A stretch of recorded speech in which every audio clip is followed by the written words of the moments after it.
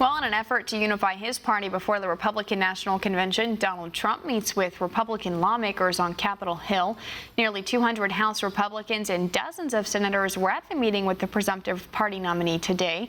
And Trump spoke for about 20 minutes and then took lawmaker questions for another 40.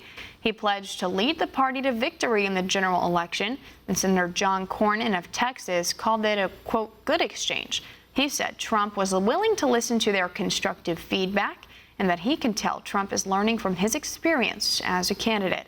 One America's Emily Miller has more details from Washington. Donald Trump is a businessman, not a D.C. insider.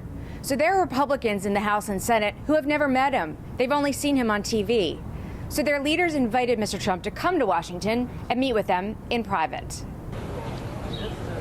Donald Trump met privately with Senate Republicans on one side of Capitol Hill and House Republicans on the other. This was not a normal D.C. political meeting. Look, this is a businessman. He looks at things as a businessman.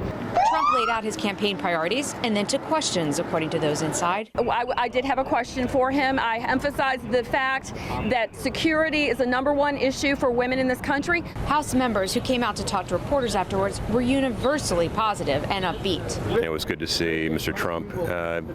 No holds barred. The questions were unfiltered, and things coming out of the meeting were unity of effort. He is our nominee. Trump and Hill Republicans found common ground on policy issues. But I think you're going to see him out there talking about how we could improve the immigration system to add to our economy.